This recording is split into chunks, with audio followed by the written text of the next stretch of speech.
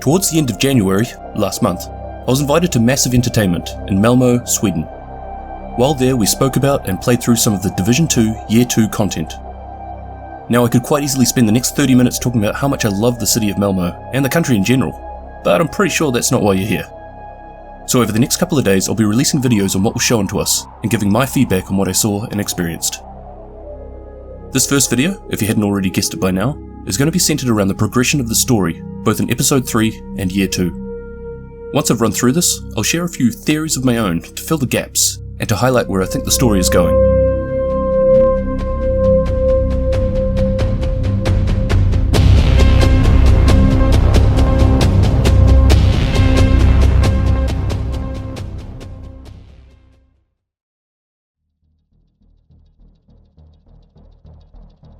The trailer for Episode 3 was actually released while I was in Sweden, and I'll be honest, it was pretty hard not to jump on board with the rest of the community and discuss what we saw, and thought we saw. However, I didn't want to get too carried away and break one of the multiple NDAs I'd signed. Now I know this has been out for a couple of weeks, but I did want to briefly run through the trailer before talking about Year 2, to hopefully help give some perspective as to what we're likely to see coming up. It's been talked about for quite a while now, and it's great to see from the Episode 3 trailers that yes, we're finally going back to New York, or Coney Island to be more specific. 8 months have passed since we were last in New York, and now we're heading back to find the scientist who was a colleague and friend of Dr. Gordon Amherst, Vitaly Tchernenko. We've all been looking for a cure since the virus first hit, and he could be the answer. It has been months since Vitaly was kidnapped by Arankina, and now it would appear that the Black Tusk have him as their hostage.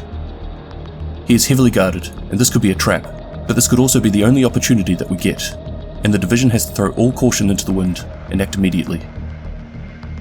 It is during the assault on the Black Tusk at Luna Park on Coney Island that the Division is met with a familiar foe. The Cleaners are back, except this time there is something very different about them. Episode 3 introduces us to two new missions, Coney Island Amusement Park and Coney Island Ballpark. Release date? Well, pretty much now.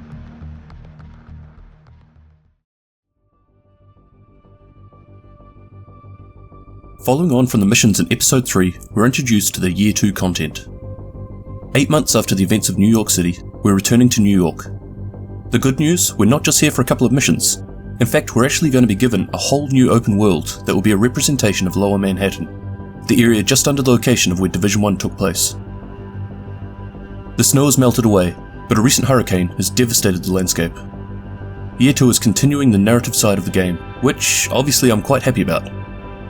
Where Episode 3 is about rescuing Vitaly from the hands of the Black Tusk, in Year 2 we're on the hunt for Arankina. Kina is supported by a legion of rogue agents, including 4 lieutenants who are part of his trusted inner circle. These lieutenants have access to a wide range of new skills and technology, and should be approached with caution. On top of this, Kina now has a new weaponized variation of the virus at his disposal. Aaron has sworn to destroy everything that the Division stands for, and put a stop to what they're trying to achieve, as he states that everything they're doing is just repeating the mistakes that have led us to the situation that the world is currently facing.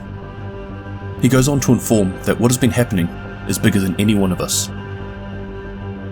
In Year 2 we'll be seeing the return of a number of characters from the Division 1, like Faye Lau and Paul Rhodes. No word on Rick Velassi right now, but fingers crossed, people! As we've seen, we'll be coming up against a new and improved force of cleaners, but also the Rikers will be making a return. In both instances, their original leaders and supporting commanders have long been taken care of, so it's anyone's guess as to who is calling the shots, and what their objectives are. Warlords of New York will bring us 4 new name zones, 5 main missions, and 8 side missions. The missions can be played in any order, and the side missions are directly linked to specific main missions. Based on what I got to try out, it looks like each mission is linked to one of Kina's lieutenants. Upon defeating each lieutenant, you unlock the unique skill they're using.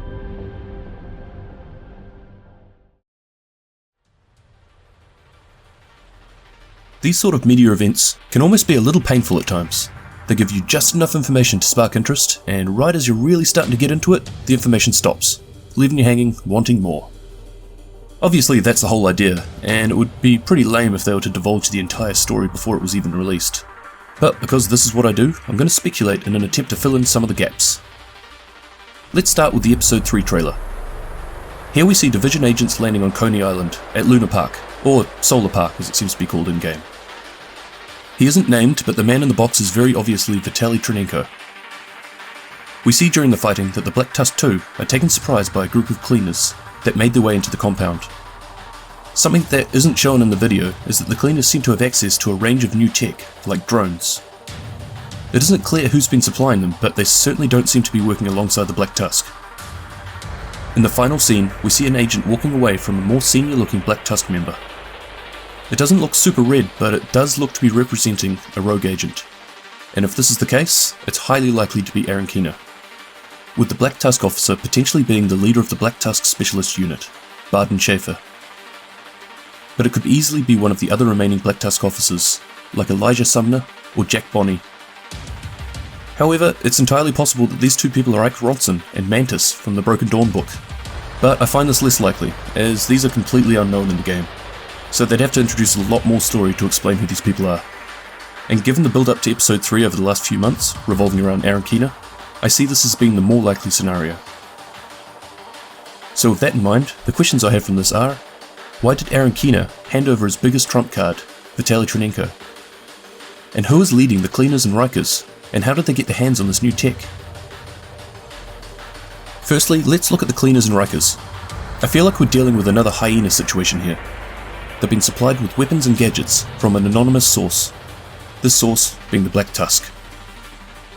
The reasons for doing this? Much the same as with the hyenas in DC, to create chaos and keep what remains of the government troops busy, anything that would distract the division from the Black Tusk carrying out their plans. But what I think has happened here is the Cleaners have become more organised than they expected, and encroached on their operation on Coney Island unexpectedly. As far as Keener goes, and why I would ever hand over Vitaly, no, I don't think he's working for the Black Tusk. But he could be working with them, however not to help them achieve their goals. I'll explain. I feel that Keener has gifted Vitaly to the Black Tusk in order to get something that he needs, in this case gear, technology, and intel, as we can see that Keener's lieutenants are sporting gear beyond what the division agents have used up until this point. But is that worth giving up Vitaly for this? After all, he's the closest thing alive to the creator of the Dollar Flu. He is the answer and the potential creator of anything that could supersede the virus that has crippled the country. If I'd only seen the episode 3 trailer, I'd say no, it's not worth it. But since we now know that Aaron Keener has his own variation of the virus, thanks to his time of holding on to Vitaly as his hostage, perhaps he doesn't need him anymore. Or maybe he's planning to take him back at some stage, while the Black Tusk is busy with the division. Aaron Keener is the smartest man in the room, or at least he thinks he is. And he's only but proved this is actually the case time and time again since he defected from the division. He has always been 2 steps ahead of what's been going on, and it's unlikely what's been happening right now is going to be any different. He was right about the powers above that betrayed the division in the United States, and there is no way that he would form an alliance with a force like the Black Tusk or whoever is behind them. He's smart enough to realize the type of people they're working for, and that they're likely in some way responsible for the event that made him decide to go rogue in the first place. The Black Tusk are the type of people that Keener warned us about, long before we came in contact with them. The only thing that really has me puzzled is why have the Black Tusk left Vitaly Trinenko in this open section of the park? Why haven't they moved him on? It all feels like a little bit of a trap to me. Obviously that last part was just me throwing around ideas. In fact, by the time I can upload this, it will be the release date for episode 3, so some of it will already have been confirmed or proven wrong. The objective of this video was to share what I had learnt about the lore and story in Year 2 while at Massive Studio.